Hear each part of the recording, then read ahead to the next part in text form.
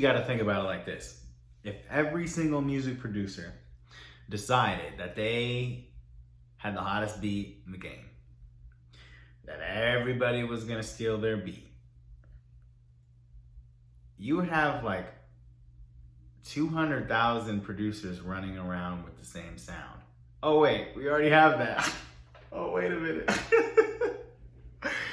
We already have that, right? So, really put things in perspective.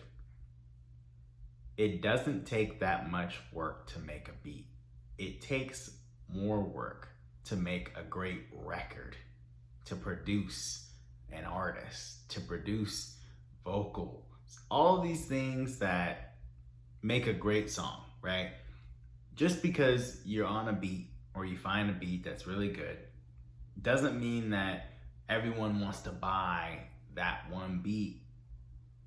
You still gotta market it, right? Which means intrinsically the beat by itself isn't enough. So it takes a great artist to make a record pop. And you can't fake a good artist. A good artist is gonna sound good in pretty much any generation. Okay, like Michael Jackson is gonna sound good on a fucking pop record today if he was alive. It's just a fact. So like when people say, oh, it's subjective, people's taste is subjective. A quality song isn't that subjective. People's musical and preference and taste is subjective. But an actual good quality song, the mix, the quality of the song, isn't that subjective. Honestly, I think a lot of people are getting away with making bad songs. And I think the reason right now is because with the way that a lot of people are deciding to distribute their music,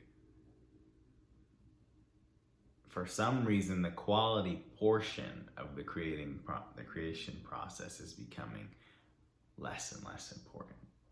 Less time is being spent in artist development, which shouldn't even, look, that should never be an excuse for someone to make a bad song. There's been plenty of artists who were undiscovered, who still made better music than some of our favorite and biggest superstars, right? They never had artist development, but their music was still better. So that should never be an excuse for why your music isn't good.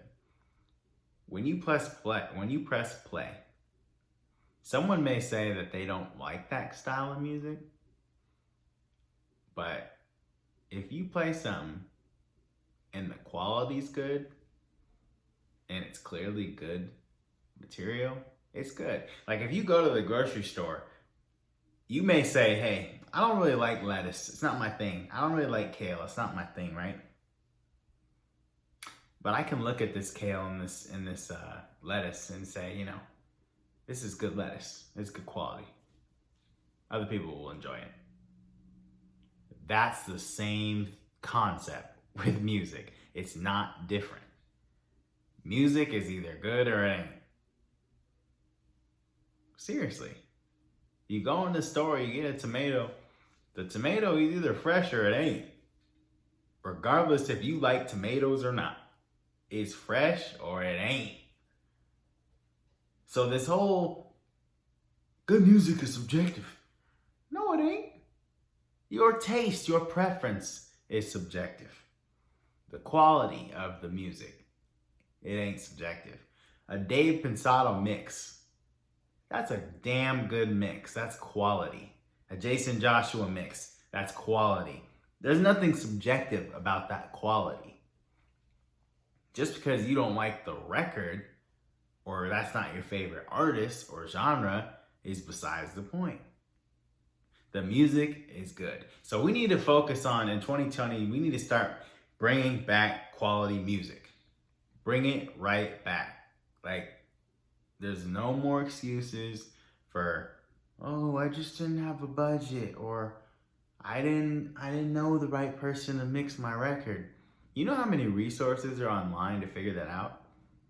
You have access, everyone on this planet has access to Grammy winning platinum songwriters, engineers, producers. All of those things are now available to the general public. If you don't know about it, all you need to do is Google it. There's plenty of resources. Fiverr.com, soundbetter.com, Instagram. Run a Google search. There's so many ways to figure it out. Or you could always just ask somebody, hey, you know any good engineers? But instead we want to blame it and say, oh, your ears, you just don't like rap music, so you don't like my song. No, I don't like a lot of rap music, but I can tell when a song is good and it ain't. And when a mix is good and it ain't. And there ain't nothing subjective about that.